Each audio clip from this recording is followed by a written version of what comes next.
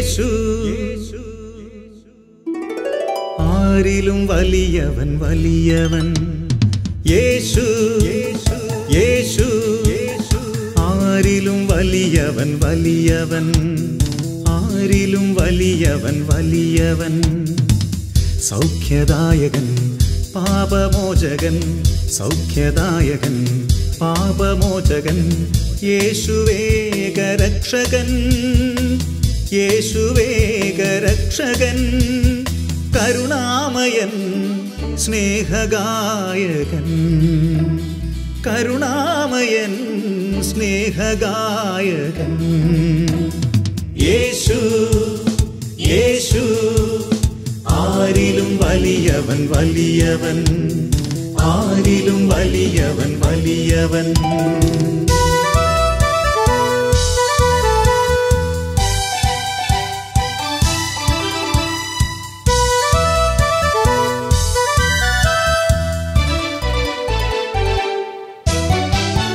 അത്ഭുതങ്ങളുടെ രാജാവ് വിടുതലിൻ്റെ ആത്മാവ് അത്ഭുതങ്ങളുടെ രാജാവ് വിടുതലിൻ്റെ ആത്മാവ് ദുഃഖവും ഭയവും നിരാശയും എല്ലാം വിട്ടുപോകും ദുഃഖവും ഭയവും നിരാശയും എല്ലാം വിട്ടുപോകും യേശു യേശു ആരിലും വലിയവൻ വലിയവൻ യേശു യേശു ആരിലും വലിയവൻ വലിയവൻ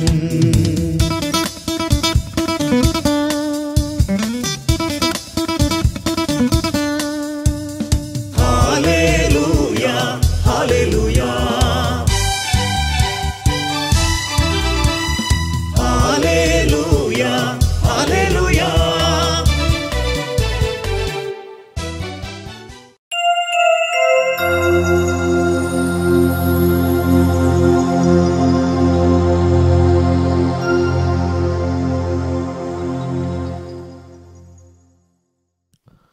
ഹല്ലേലൂയ. യേശുവേ നന്ദി, യേശുവേ സ്തുതി. ഈ വചന ശുശ്രൂഷയിലേക്കും സൗഖ്യപ്രാർത്ഥനയിലേക്കും എല്ലാവരെയും ഒത്തിരിയേറെ സ്നേഹത്തോടെ ക്ഷണിക്കുന്നു. കർത്താവ് ഇന്ന് നമുക്ക് വേണ്ടി വലിയ അനുഗ്രഹങ്ങൾ ചൊരിയാൻ പോകുക. കർത്താവ് നമ്മളോട് വലിയ കാരുണ്യം കാണിക്കാൻ പോകുക. നമ്മുടെ ജീവിതത്തിൻ്റെ എല്ലാ മേഖലകളിലും കർത്താവ് കരനീട്ടി ആശീർവദിക്കാൻ പോകുക. നമുക്കെല്ലാവർക്കും ഒന്നു ചേർന്ന് ദൈവസന്നിധിയിലേക്ക് കരമൊന്ന് ഉയർത്തിപ്പിടിച്ച് സ്തുതിച്ചു നന്ദി പറയാം. Hallelujah hallelujah. യേശുവേ നന്ദി, യേശുവേ സ്തുതി. യേശുവേ നന്ദി, യേശുവേ സ്തുതി. പരിശുദ്ധാത്മാവേ നന്ദി, പരിശുദ്ധാത്മാവേ സ്തുതി. Hallelujah hallelujah. യേശുവേ നന്ദി, യേശുവേ സ്തുതി. Hallelujah hallelujah. കർത്താവിൻ്റെ ആത്മാവേ ആരാധന. പിതാവേ നന്ദി. യേശുവേ ഞങ്ങളെ അനുഗ്രഹിക്കണമേ. ഞങ്ങളുടെ കരമൊന്ന് നീട്ടണമേ. അത്ഭുതങ്ങൾ ചെയ്യണമേ. അനുഗ്രഹം ഒഴുകട്ടെ, കൃപയൊഴുകട്ടെ, അഭിഷേകം ഒഴുകട്ടെ, ദൈവശക്തി നിറയട്ടെ, പൈശാചി പീഡനം വിട്ടുമാറട്ടെ, തിന്മയുടെ സ്വാധീനം വിട്ടുമാറട്ടെ. ദൈവജനത്തെ ഞങ്ങളുടെ ആത്മാവാൽ നിറയ്ക്കണമേ, അനുഗ്രഹത്താൽ നിറയ്ക്കണമേ. ഹല്ലേലൂയാം ഹല്ലേലൂയാം ഹല്ലേലൂയാം. യേശുവേ നന്ദി, യേശുവേ സ്തുതി. ആമേൻ. സങ്കീർത്തനം 14:1. ദൈവമില്ല എന്ന് മൂഢൻ തൻ്റെ ഹൃദയത്തിൽ പറയുന്നു. മ്ലേച്ഛതയിൽ മുഴുകി അവർ ദുഷിച്ചിരിക്കുന്നു. മ്ലേച്ഛതയിൽ മുഴുകി അവർ ദുഷിച്ചിരിക്കുന്നു. ആരാണ് മൂഢൻ? ദൈവത്തിൻ്റെ വചനം വ്യക്തമായിട്ട് നമ്മെ പഠിപ്പിക്കുന്നു. ദൈവമില്ല എന്ന് ആര് പറയുന്നുവോ, ആര് വിശ്വസിക്കുന്നുവോ അവരാണ് മൂഢന്മാർ എന്നാണ്.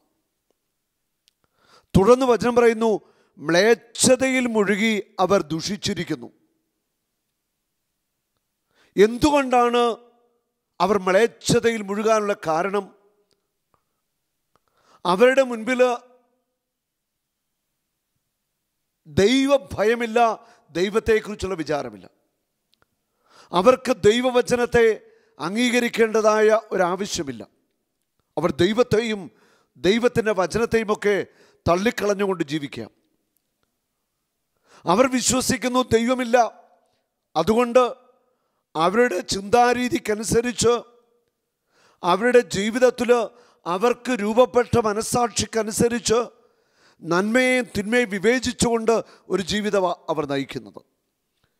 ഈ കഴിഞ്ഞ ദിവസം നമ്മുടെ ഒരു ധ്യാനത്തിൽ പങ്കെടുത്ത ഒരമ്മയും മകളും, ആ മകള് നന്നായിട്ട് പ്രാർത്ഥിക്കുന്ന കുട്ടിയായിരുന്നു. ഇപ്പോൾ അവൾക്ക് പ്രാർത്ഥിക്കുവാൻ താല്പര്യമില്ല, അവൾക്ക് ദൈവത്തിന് വിശ്വാസമില്ല, കുദാശ ജീവിതത്തോട് താല്പര്യമില്ല. ഞാൻ ചോദിച്ചു, എന്താണ് അതിൻ്റെ കാരണം? അവൾ അതിന് തന്ന ഉത്തരം ഇതാണ്: അവൾ പരീക്ഷ എഴുതി, പരീക്ഷകളിൽ അവൾ പരാജയപ്പെട്ടു, നല്ലൊരു വിജയം അവൾക്ക് കിട്ടിയില്ല. അപ്പോൾ അവൾ ചിന്തിക്കുകയാണ്, ദൈവം ഇല്ല, ദൈവം ഉണ്ടായിരുന്നെങ്കിൽ ഞാൻ പ്രാർത്ഥിച്ചപ്പോൾ ദൈവം എനിക്ക് വിജയം തരുമായിരുന്നുവെന്ന്. മനുഷ്യൻ്റെ ഒരു ചിന്ത ഇതാണ്: പ്രാർത്ഥിക്കുമ്പോൾ, ചോദിക്കുമ്പോൾ, ആവശ്യപ്പെടുമ്പോൾ എല്ലാം തരുന്ന ഒരു വ്യക്തി, ആ ദൈവത്തെ എല്ലാവർക്കും ഇഷ്ടമാണ്. ജീവിതത്തിൽ ഞെരുക്കങ്ങൾ, സഹനങ്ങൾ, പരാജയങ്ങൾ ഉണ്ടാകുമ്പോൾ ദൈവമില്ല, ദൈവത്തെ വേണ്ട എന്ന് പറയുന്ന ഒരു പറ്റം ആളുകൾ അവരുടെ ജീവിതത്തിൽ, അവരുടെ വളർന്നു വന്ന സാഹചര്യങ്ങളിൽ അവർക്ക് രൂപപ്പെട്ട മനസ്സാക്ഷി അനുസരിച്ചുകൊണ്ട് അവർ നന്മയും തിന്മയും വിവേചിക്കുക. അവിടെ അവർക്ക് തെറ്റുപറ്റുക. നന്മയും തിന്മയും വിവേചിക്കപ്പെടേണ്ടത് ദൈവവചനത്തിൻ്റെ മുൻപിലാണ്. ദൈവത്തിൻ്റെ വചനം എന്ത് പറയുന്നുവോ അവിടെയാണ് നന്മ തിന്മ ഒരു വ്യക്തിക്ക് മനസ്സിലാക്കുവാനും അതനുസരിച്ച് ജീവിക്കുവാനും കഴിയുക. ദൈവമില്ല എന്ന് മൂഢൻ പറയുന്നു, അതനുസരിച്ച് അവൻ ജീവിക്കുന്നു.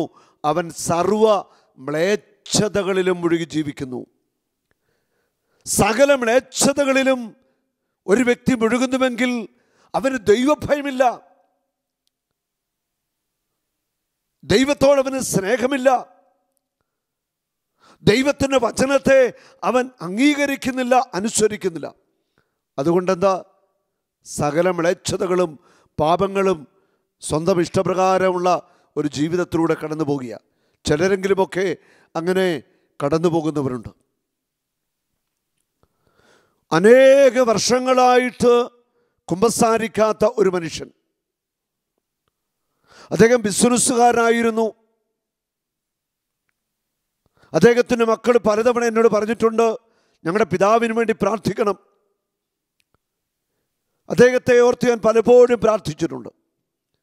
അടുത്ത ദിവസം അദ്ദേഹത്തിൻ്റെ മക്കൾ എന്നോട് പറഞ്ഞു, അപ്പൻ വർഷങ്ങൾക്ക് ശേഷം ഒന്ന് കുമ്പസാരിച്ചു, ദിവ്യകാരുണ്യം സ്വീകരിച്ചു. ആഴമായ അനുതാപത്തിലാണ് ആ വ്യക്തി കുമ്പസാരത്തിലേക്ക് വന്നത്.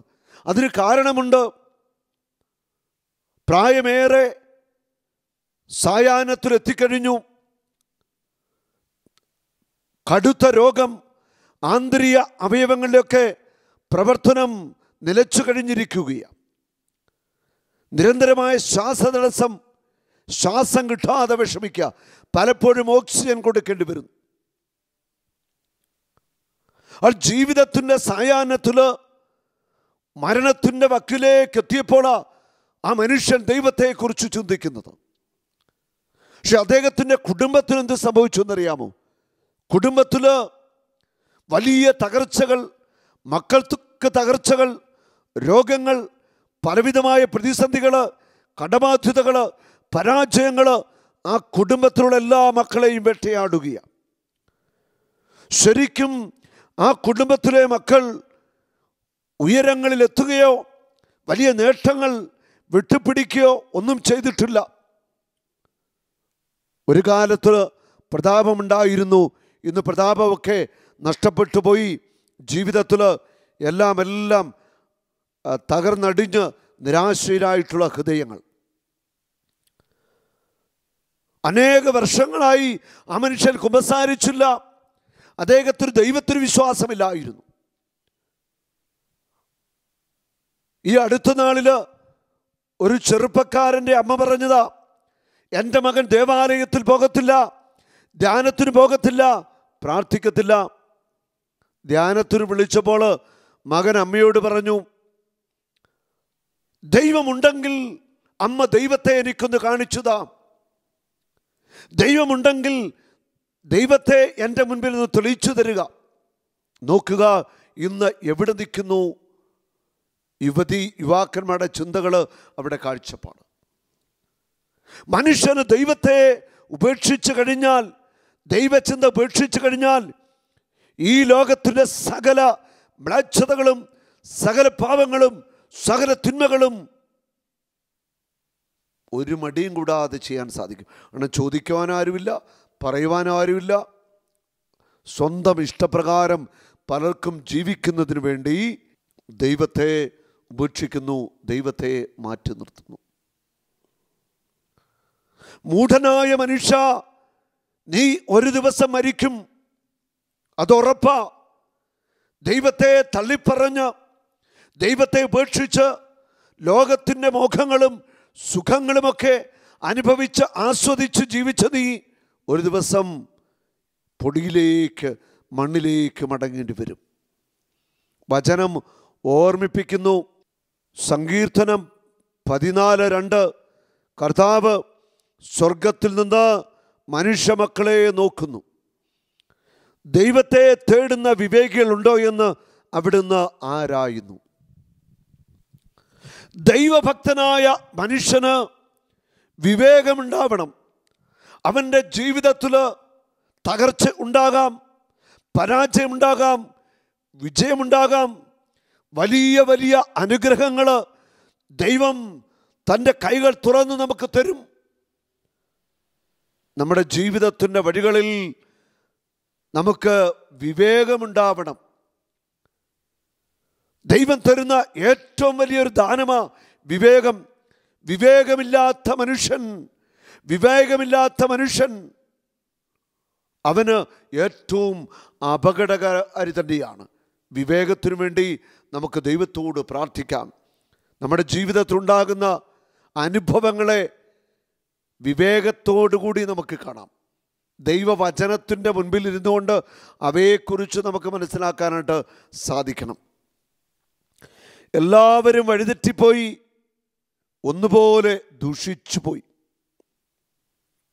നന്മ ചെയ്യുന്നവരില്ല, ഒരുവനുമില്ല. ഈ അധർമ്മികൾക്ക് ബോധമില്ലേ? ആരൊക്കെ വഴിതെറ്റുന്നുവോ അതിൻ്റെ കാരണം ഇതാണ്: അവരുടെ ഹൃദയത്തിൽ ദൈവത്തിൻ്റെ വചനമില്ല, ദൈവഭയമില്ല, ദൈവത്തെക്കുറിച്ചുള്ള ഒരു ചിന്തയില്ല. ദൈവഭയമുള്ള ഒരു മനുഷ്യൻ ഒരിക്കലും വഴിതെറ്റിപ്പോവുകയില്ല. ദൈവത്തെ അന്വേഷിക്കാതെ ലോകത്തിൻ്റെ ദുഷിച്ച മോഹങ്ങളിലും ആസക്തികളിലും കാമവികാരങ്ങളിലും ധനത്തിൻ്റെ പിടിയിലും വഞ്ചനയിലും കാപട്യത്തിലുമൊക്കെ മനുഷ്യൻ ജീവിക്കുന്നുവെങ്കിൽ അതിൻ്റെ കാരണം ഒന്ന് മാത്രമാണ്: അവൻ ദൈവത്തെ തേടുന്നില്ല, ദൈവത്തെ അന്വേഷിക്കുന്നില്ല. ആദ്യം നിങ്ങൾ ദൈവത്തിൻ്റെ രാജ്യവും ദൈവത്തിൻ്റെ നീതിയും അന്വേഷിക്കുക. വിവേകിയായ മനുഷ്യൻ ദൈവത്തെ തേടുന്നവനാ. ദൈവത്തെ തേടുന്നവനെയാ ദൈവം നിരന്തരമായിട്ട് സംരക്ഷിക്കുന്നത്, അനുഗ്രഹിക്കുന്നത്. ദൈവത്തെ നമ്മൾ തേടണം, ദൈവത്തെ നമ്മൾ അന്വേഷിക്കണം. ദൈവത്തെ കണ്ടുമുട്ടുവാൻ, ദൈവത്തെ അനുഭവിക്കുവാൻ, ദൈവത്തിൻ്റെ ഒരു കരസ്പർശനത്തിന് വേണ്ടി ഒരു ദാഹമൊക്കെ നമ്മുടെ ഉള്ളിൽ ഉണ്ടാവണം. ആര് ദൈവത്തെ അന്വേഷിക്കുന്നുവോ അവർക്ക് ദൈവത്തെ കണ്ടുമുട്ടുവാൻ ദൈവം തന്നെ അവസരമൊരുക്കി തരികയാണ്. ഈ അധർമ്മികൾക്ക് ബോധമില്ലേ? എല്ലാവരും വഴിതെറ്റിപ്പോയിരിക്കുന്നു, എല്ലാവരും ദുഷിച്ചു പോയിരിക്കുന്നു, എല്ലാവരും അശുദ്ധരായിരിക്കുന്നു. ദൈവത്തെയും ദൈവത്തിൻ്റെ കൽപ്പനകളെയും വചനങ്ങളെയും തള്ളിക്കളഞ്ഞുകൊണ്ട് ജഡമോഹങ്ങളിലും ലോകത്തിൻ്റെ മോഹങ്ങളിലുമൊക്കെ മുഴുകി ജീവിക്കുന്ന വിഡ്ഢിയായ മനുഷ്യൻ, ദൈവമില്ല എന്ന് പ്രഘോഷിക്കുന്ന മനുഷ്യൻ, ദൈവമില്ല എന്ന് നാൽക്കവലകളിൽ നിന്ന് വിളിച്ചു പറയുന്ന മനുഷ്യൻ, അവൻ മൂഢനാണെന്ന ദൈവത്തിൻ്റെ വചനം നമ്മളെ പഠിപ്പിക്കുന്നത്. മൂഢനായ മനുഷ്യൻ ദുഷിച്ച ജീവിതം എന്ന് നയിക്കുകയാണ്. നമുക്ക് ഒരു പരിചിന്തനത്തിന് സമയമായിരിക്കുന്നു. മൂഢതയുടെ വഴികൾ, വിവേകമില്ലാത്ത വഴികൾ നമുക്ക് ഉപേക്ഷിക്കാം. ദൈവത്തെ നമുക്ക് തേടാം. ദൈവത്തെ ഒന്ന് കണ്ടുമുട്ടുവാനുള്ള ഒരാഗ്രഹം നമ്മുടെ ഉള്ളിലുണ്ടാവട്ടെ. ദൈവത്തെ കണ്ടുമുട്ടാതെ ഒരിക്കലും നമ്മുടെ ഹൃദയത്തിൽ സമാധാനമോ സ്വസ്ഥതയോ ലഭിക്കത്തില്ല. ദൈവത്തെ കണ്ടെത്താത്ത മനുഷ്യൻ്റെ ഹൃദയത്തിൽ ശാന്തി ഉണ്ടാവത്തില്ല. ദൈവത്തെ അനുഭവിക്കാത്ത മനുഷ്യൻ്റെ കുടുംബത്തിൽ ഒരിക്കലും ദൈവിക സമാധാനം ഉണ്ടാവത്തില്ല. യേശു ഇപ്രകാരം പറയുന്നുണ്ട്. ഉയർത്തെഴുന്നേറ്റ കർത്താവ് പറയുന്നു, ഞാൻ നിങ്ങൾക്ക് സമാധാനം നൽകിയിട്ട് പോകുന്നു. യേശു നൽകുന്ന സമാധാനം നമ്മിൽ, നമ്മുടെ കുടുംബത്തിലും നിറയണമെങ്കിൽ നമ്മൾ ദൈവത്തെ അന്വേഷിക്കുന്നവരാകണം. ദൈവത്തിൻ്റെ സാന്നിധ്യം നിരന്തരമായിട്ട് തേടുന്ന വ്യക്തികളായിട്ട് മാറണം. സങ്കീർത്തനം 17:14 ഇഹലോക ജീവിതം മാത്രം ഓഹരിയായി കരുതുന്ന മർത്യരിൽ നിന്ന് അങ്ങയുടെ കരം എന്നെ രക്ഷിക്കട്ടെ. ഇഹലോക ജീവിതം മാത്രം ഓഹരിയായിട്ട് കരുതുന്ന മർത്യരിൽ നിന്ന് അങ്ങയുടെ കരം എന്നെ രക്ഷിക്കട്ടെ. ഈ ലോകത്തിൻ്റെ ജീവിതം മാത്രമാണ്. ഇതിൻ്റെ അപ്പുറം ദൈവത്തോടു കൂടെ ഒരു ജീവിതമില്ല എന്ന് വിചാരിക്കുന്ന ഭോഷനായ മനുഷ്യൻ, ദൈവമില്ല എന്ന് ഘോരമായിട്ട് സംസാരിക്കുന്ന പ്രസംഗിക്കുന്ന വ്യക്തികൾ, ദൈവത്തെ മാറ്റി നിർത്തിക്കൊണ്ട് ബാബേൽ ഗോപുരങ്ങൾ പണിതുയർത്തുന്നവർ ഓർത്തുകൊള്ളുക, അതിൻ്റെ അടിത്തറ ഇളകും, ബാബേൽ ഗോപുരങ്ങൾ തകർന്നു വീഴും. ലോകത്തിലാകമാനമൊന്നും നോക്കിക്കേ, ആരൊക്കെ ദൈവത്തെ കൂടാതെ എന്തൊക്കെ പടുത്തുയർത്തിയിട്ടുണ്ടോ, ഒരു സമയം കഴിയുമ്പോൾ ആ പടുത്തുയർത്തപ്പെട്ടതെല്ലാം തകർന്നടിയുന്ന കാഴ്ചകളാണ് നമ്മൾ കാണുന്നത്. ലോകത്തിൻ്റെ മുഴുവൻ ഗതി അതാണ്. നമുക്ക് ദൈവത്തെ അന്വേഷിക്കാം. ദൈവത്തിൻ്റെ പാത നമുക്ക് തേടാം. കർത്താവുമായിട്ട് നമുക്ക് കണ്ടുമുട്ടാൻ ഒരവസരമുണ്ടാവട്ടെ. ദൈവത്തിൻ്റെ ആത്മാവിനെ വിളിച്ചപേക്ഷിക്കാം. ദൈവത്തെ തേടാത്തവർക്ക് വേണ്ടി, നിരീശ്വരവാദികൾക്ക് വേണ്ടി ഒക്കെ നമുക്ക് പ്രാർത്ഥിക്കാം. ദൈവത്തെയും ദൈവത്തിൻ്റെ വചനത്തെയും മറന്ന് ജീവിക്കുന്ന അനേകായിരങ്ങളുണ്ട്. അവർക്ക് വേണ്ടി ദൈവസന്നിധിയിൽ കണ്ണുനീരോടെ നമുക്ക് പ്രാർത്ഥിക്കാം.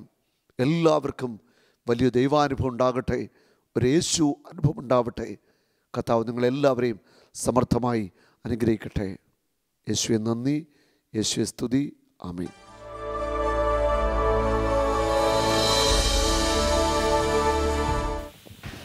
എന്താ മോൻ്റെ പേര്? ബിബിൻ. ബിബിൻ്റെ വീട് എവിടെയാ? അരുവിക്കുഴി. ബിബിൻ എന്താ സൗഖ്യം കിട്ടിയേ? ഞാൻ എയർപോർട്ട് ജോലിക്കാരനായിരുന്നു. എനിക്ക് പണ്ട് തൊട്ടേ ഭയങ്കര ദേഷ്യമുള്ള ഒരു ആളായിരുന്നു. ഒരു വർഷമായിട്ട് ഞാൻ ദൈവമില്ല എന്ന് പറഞ്ഞ് ജീവിച്ചിരുന്ന ആളാണ്. അതെന്താണ് അങ്ങനെ പറയാൻ കാര്യം? ഞാൻ ബാംഗ്ലൂർ എയർപോർട്ട് ജോലി ചെയ്യാൻ തുടങ്ങിയപ്പോൾ തൊട്ട് മദ്യത്തിലേക്ക് അടിമപ്പെട്ടിരുന്നു.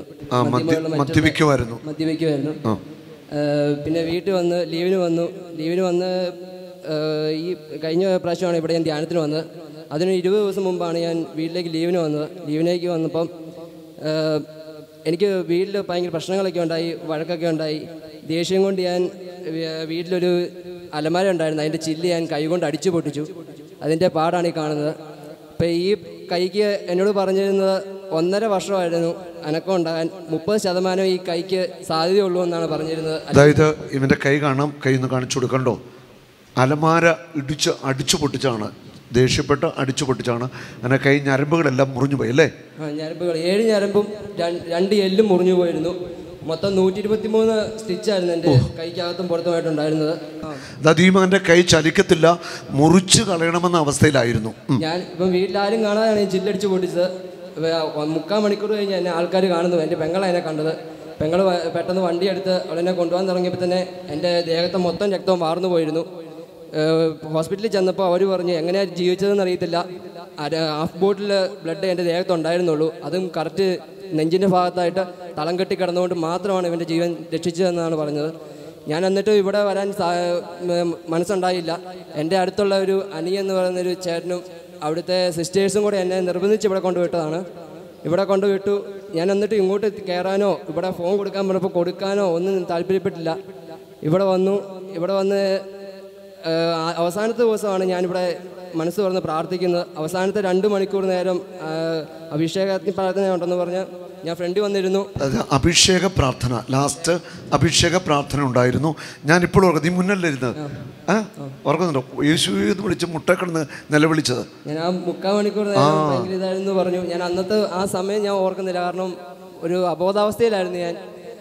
യേശുവേ എൻ്റെ പാപം ക്ഷമിക്കണം, എന്നോട് കരുണയാകണമെന്നൊക്കെ പറഞ്ഞല്ലേ നിലവിളിയായിരുന്നു. ഞാൻ ഇവൻ്റെ അടുക്കത്ത് ഞാൻ ഇച്ചിരി നേരം ശരിക്കും ഇവൻ്റെ പ്രാർത്ഥിച്ചിട്ടാണ് കടന്നു പോയത്. അതുപോലെ ഇവൻ നിലവിളിക്കായിരുന്നു. ഹല്ലേലൂയ. അങ്ങനെ 20 ദിവസം കൊണ്ട് 1.5 വർഷം പറഞ്ഞിരുന്ന എൻ്റെ കൈ, അതും 123 സ്റ്റിച്ചും 7 ഞരമ്പ് മുറിഞ്ഞതും 2 എല്ലും മുറിഞ്ഞതായിരുന്നു. ആ എൻ്റെ കൈ 20 ദിവസം കൊണ്ട് അനങ്ങാറായി. ഇപ്പം പൂർണ്ണ ചലനമായി. Hallelujah, hallelujah, hallelujah. കണ്ടോ, കഴിഞ്ഞ ധ്യാനത്തിൽ യേശു ഈ മകൻ്റെ കൈകളെ തൊട്ടു. ഇവിടെ കഴിച്ചു, വിരലെല്ലാം മടങ്ങും. Praise the Lord. കർത്താവിന് മഹത്വം. മുറിച്ചു കളയണമെന്ന് പറഞ്ഞ കരത്തെയാണ് കർത്താവ് സൗഖ്യമാക്കിയത്. കരമടിച്ചു കർത്താവിന് മഹത്വപ്പെടുത്താം. Hallelujah, hallelujah. ഇനി എന്നും കർത്താവിൻ്റെ സാക്ഷിയായിരിക്കണം കേട്ടോ, അല്ലേ? ഇപ്പം ഇതിന്റെ ഹൃദയത്തിൽ ഉറച്ച വിശ്വാസമായോ? ഉറച്ച വിശ്വാസമായി. അന്ന് തന്നെ എനിക്ക് പൂർണ്ണ വിശ്വാസമായിരുന്നു. ഇപ്പൊ ഞാൻ അങ്ങനെ മദ്യം പോലുള്ള ഒരു ഉപയോഗം മദ്യപാനം നിർത്തി. ഒന്നുമില്ല. Praise the Lord. അങ്ങോട്ട് പോകാറില്ല. ഇല്ല, മദ്യപാനം നിർത്തി. എയർപോർട്ട് ജോലിയുണ്ടോ ഇപ്പം? എയർപോർട്ട് എനിക്കിപ്പം ഞാനിപ്പം ഇതിന്റെ കാര്യമായിട്ട് ഞാൻ കുറച്ച് ലീവ് എടുത്തുകയാണ്. അത് കഴിഞ്ഞാൽ എയർപോർട്ട് ജോലിക്ക് കയറും. അന്ന് കരമെടുത്ത് പിടിച്ചേ. ഹല്ലേലൂയ. അത് നടക്കട്ടെ. ഈ മകൻ കർത്താവായ യേശുവിൻ്റെ വലിയ ഒരു സാക്ഷിയാണ്. ജീവിതം മുഴുവൻ യേശുവിനെ മഹത്വപ്പെടുത്തട്ടെ. മദ്യപാനത്തിൽ നിന്നും എല്ലാ പാപത്തിൻ്റെ ബന്ധനങ്ങളിൽ നിന്നും എന്നേക്കും വിടുതലാവട്ടെ. ചെറുപ്പക്കാരുടെ ഇടയിൽ കർത്താവിനെ മഹത്വപ്പെടുത്തുവാൻ കർത്താവെ ഈ മകനെ നീ അഭിഷേകം ചെയ്ത് ഉയർത്തണമേ. ആമേൻ. ഹല്ലേലൂയ. യേശു ആരിലും വലിയവൻ, വലിയവൻ യേശു. യേശു ആരിലും വലിയവൻ, വലിയവൻ ആരിലും വലിയവൻ, വലിയവൻ. സൗഖ്യദായകൻ, പാപമോചകൻ, സൗഖ്യദായകൻ, പാപമോചകൻ, യേശുവേകരക്ഷകൻ, യേശുവേകരക്ഷകൻ. കരുണാമയൻ, സ്നേഹഗായകൻ, കരുണാമയൻ, സ്നേഹഗായകൻ. യേശു, യേശു ആരിലും വലിയവൻ, വലിയവൻ ആരിലും വലിയവൻ, വലിയവൻ.